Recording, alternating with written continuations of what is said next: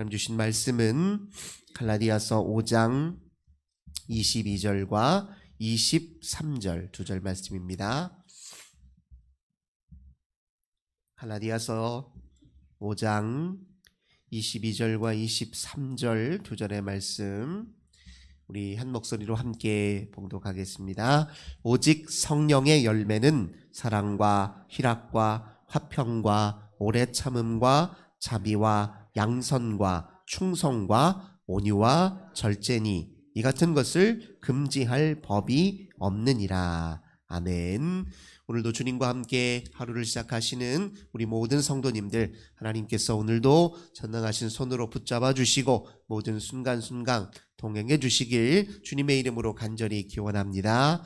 오늘 본문의 말씀을 통해서 성령의 열매를 의도하라, 이런 제목으로 함께 은혜 나누도록 하겠습니다. 바울은 우리에게 분명히 선언합니다. 우리가 구원을 받는 것은 율법을 완벽하게 행함으로 받는 것이 아니라 오직 예수 그리스도를 믿음으로 구원받는 것이고, 하나님 앞에 의롭다 여김을 받는 것이고, 주님께 온전히 받아들여져서 주의 자녀가 되는 것이다. 매우 분명하게 선언합니다.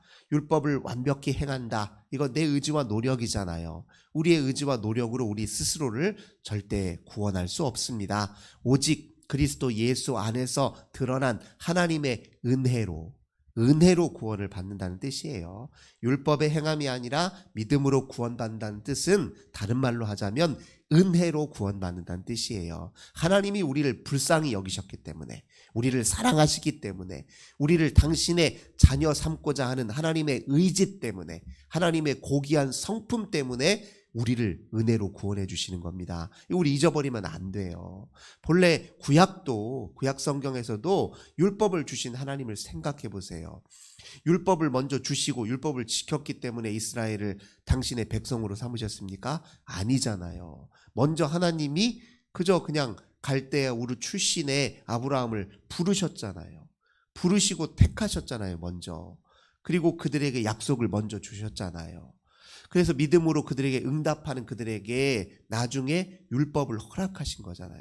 하나님의 백성을 은혜로 먼저 택하시고 하나님의 백성답게 사는 법을 알려주시려고 율법을 선물로 주신 거잖아요. 그러니까 구원과 율법은 엄밀히 말하면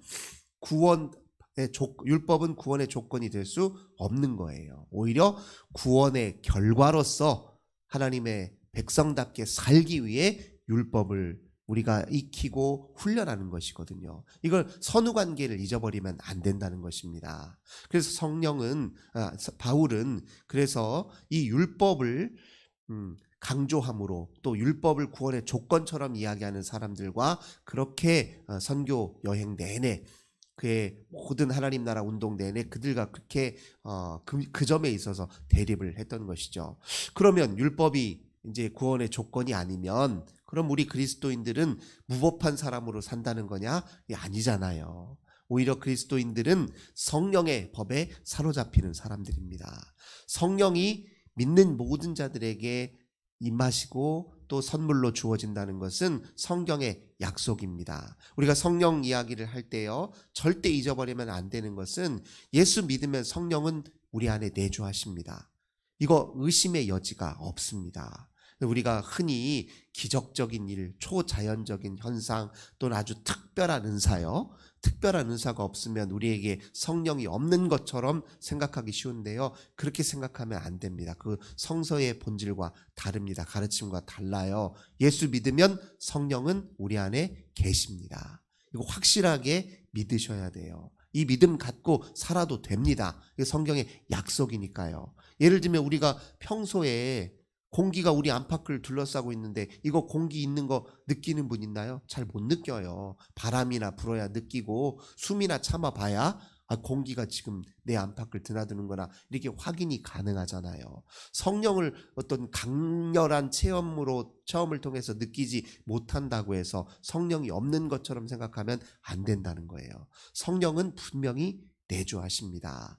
그래서 성령을 확실히 믿는 것이 성령과의 관계에서의 기본이고요. 두 번째로 성령의 충만함에 대해서 우리가 바른 인식을 가질 필요가 있어요. 성령의 충만함이 무엇일까? 그의 인생에 날마다 기적 같은 일들이 일어나야 성령의 충만함이냐? 아니라는 거예요. 우리가 바울의 선생님의 가르침을 통해서 우리가 이미 확인하고 있잖아요. 성령의 충만함은 어떻게 나타나냐? 사랑으로 나타나는 겁니다.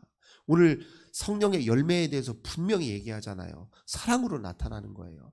그리스도인들에게 가장 강력한 힘이 무엇이냐? 너희들 예수 믿고 너희들에게 나타난 제일 큰 능력이 무엇이냐? 누가 이렇게 물어보면 나 그래도 이전보다 조금 더 다른 사람을 사랑하게 되었어. 이 말을 하는 게 정답이에요. 내가 예수 믿고 나서 뭐 특별한 능력이 생겼어. 갑자기 우리 집에 복권이 당첨됐어. 갑자기 부가 우리 집에 쏟아지기 시작했어. 이런 것으로 예수 믿는 그 증표를 삼는다? 이거 성경의 가르침과 상관없는 것입니다. 성경은 우리에게 분명히 가르쳐주고 있어요. 바울 선생님은 얘기합니다. 사랑하는 능력으로 드러났느냐? 너희들 고난 중에도 기뻐하는 희락으로 드러났느냐? 너희들 마음속에 찾아오는 이런저런 분열과 갈등을 넘어서서 여러분들의 마음속에 평안이 깃들었느냐?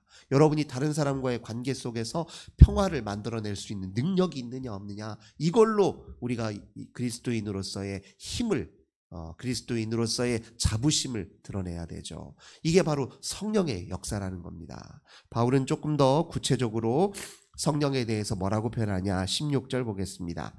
성령을 따라 행하라 이렇게 얘기하면서요. 그리하면 육체의 욕심을 이루지 아니하니라. 육체의 소욕은 성령을 거스른다 이렇게 표현합니다. 성령이 우리 안에 역사하셔서 성령이 충만해지면 충만해질수록 육체의 소욕으로부터 우리가 자유로워지기 시작한다는 겁니다. 그러니까 여기서 말하는 육체는 뭘 뜻하냐면요. 하나님 없는 삶을 의미해요. 하나님 없이 그저 육체의 본능과 충동과 욕망을 따라 사는 삶을 이제 바울은 육체라고 얘기하는 거예요. 혼과 영혼은 다 어디다가 팔아먹고 그저 마치 내가 몸만 살아있는 사람인 양 사는 삶, 그걸 이제 육체의 삶이라고 이야기하는 거예요. 근데 우리가 하나님을 의지하고 성령을 의지하고 성령을 계시고 이끄심을 인정하고 순복하려고 하면 어떤 마음이 드냐면 이왕이면 내가 하나님 앞에 사는데 그저 그냥 내 육신의 욕심 따라만 살아선 되겠어? 내가 사랑하며 사는 일에 힘써야지. 어떻게 내 욕심만 차리고 살아? 어떻게 나만 잘 되기를 바래? 다른 사람의 아픔도 헤아려 보고 그들의 필요가 무엇인지도 살피고 이렇게 돼야 이제 우리가 하나님을 의식하고 하나님과 함께 살고 성령의 인도함을 따라 산다 이렇게 자신 있게 이야기할 수 있는 것 아닙니까? 그냥 살 때 이렇게 살아도 되나 싶은 마음이 들기도 하고 또 내 스스로를 돌아볼 때 이런 면에서 내가 조금 더 하나님 앞에 회개해야 될 텐데 하는 마음도 들고 해야 그가 성령이 계시는 게 확실히 드러나는 것이죠. 그래서 성령의 인도함을 받는다는 건 무법이 아니라 성령의 법과 사랑의 법에 더 깊이 매여 살게 되는 오히려 이런 역설이 드러나는 겁니다. 어떻게 보면요, 성령의 법을 따르는 사람은 율법을 지키는 사람보다 훨씬 더 엄격한 법을 따르는 거예요. 율법은 그냥 겉으로만 자기가 의롭고 경건한 척 할 때 사용하기 딱 좋아요. 그런데 성령의 법은 속일 수가 없습니다. 속일 수가 없어요. 율법은 내가 지키면서도 내가 속마음으로는 딴 마음을 둘 수 있죠. 바리새파 사람들처럼요. 열심으로 지키긴 하지만 속내는 다른 데 두고 살 수 있다는 거예요. 근데 성령의 법은 그게 불가능하잖아요. 애초에. 성령의 법은 속일 수가 없어요. 그 앞에서. 그 앞에서 어떻게 거짓으로 꾸며 이야기할 수가 있겠습니까? 그러니까 성령의 법이 사실은 훨씬 더 엄격한 법이에요. 그러면 이렇게 얘기합니다. 19절 이하에서 성령이 거스르는 육체의 일, 그게 뭐에 해당하냐? 음행, 더러운 것, 호상, 호색, 우상숭배, 주술, 원수 맺는 것, 분쟁, 시기, 분냄, 당짓는 것, 분열, 투기, 술취함, 방탕함. 즉 하나님 없이 육체의 일에 매여 살고 혼과 영은 땅에다 묻어두고 몸만 있는 것처럼 사는 사람들에게 나타나는 삶의 현상이 이렇다는 거예요. 결국 이런 삶으로 빠져갈 수밖에 없다는 겁니다. 이거 자기 자신만 아는 삶이에요. 타인은 잊어버리는 삶입니다. 오직 자기의 잠깐의 쾌락, 즐거움만 쫓는 삶의 결과로 나타나는 거예요. 자기 중심성을 더 강화시키고 교만함을 더 강화시키는 방식의 삶이 이런 삶이라는 거예요. 여기 다 보세요. 자기밖에 없습니다. 육체의 일, 육체에 매여 사는 사람들은 자기밖에 없어요. 온통 자기라는 우상밖에 없는 것이에요. 하지만 22절, 23절 우리가 읽은 것처럼 오직 성령의 열매는 사랑, 희락, 화평, 오래 참음, 자비, 양선, 충성, 온유, 절제니. 그러니까 내가 얼마나 성령과 가까우냐, 성령 충만함이 있느냐, 이걸 확인하려면 내 삶에서 얼마나 사랑과 희락과 화평과 오래 참음, 자비, 양선, 충성, 온유, 절제가 나타나느냐, 이걸로 확인할 수 있다는 겁니다.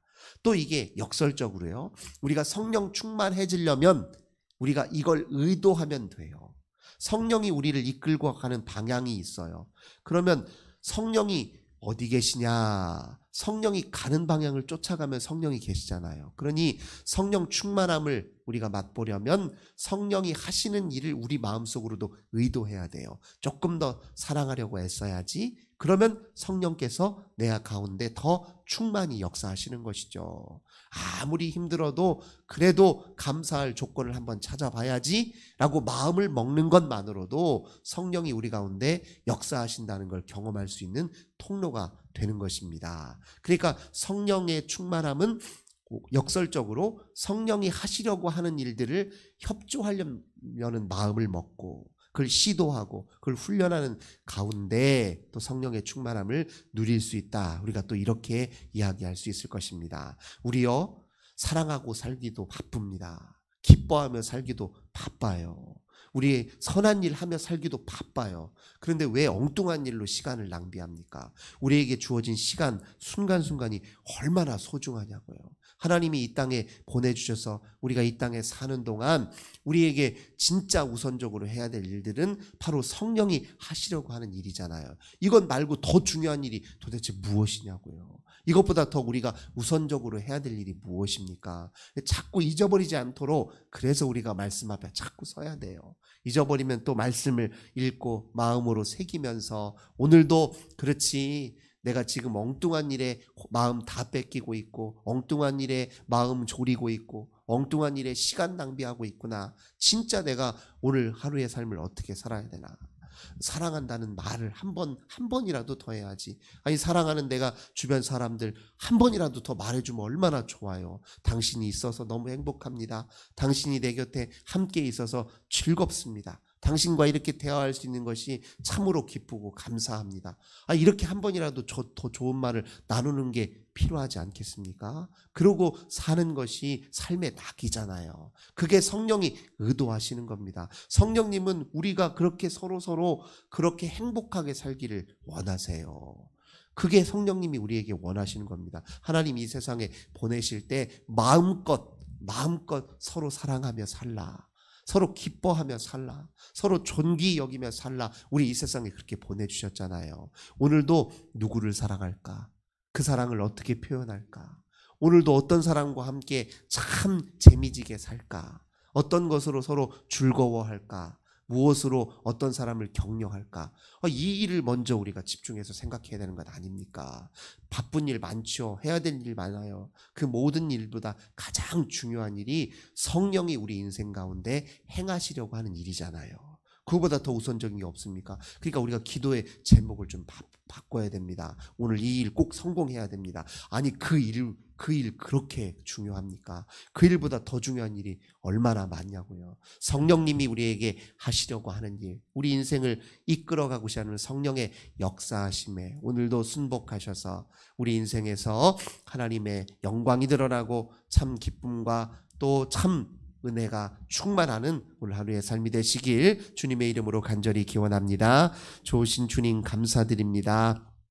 저희들 우리 하나님께서 우리 인생을 어디로 인도하시는지 말씀을 통해 분명히 가르쳐 주셨습니다. 하나님, 저희들 정신을 바짝 차리고 우리 인생에서 가장 소중하고 우선적인 일을 잘 분별하고 그 일에 더 집중하는 저희들 되게 하옵소서. 하나님, 우리에게 주어진 모든 시간, 순간순간을 우리 성령 하나님과 동행하며 성령님이 우리에게 베푸시고자 하는 그 은혜에 잇대어 살게 하시고 성령의 열매를 충만히 맺도록 우리 하나님 함께하여 주옵소서. 주 예수님의 이름으로 간절히 기도드립니다. 아멘.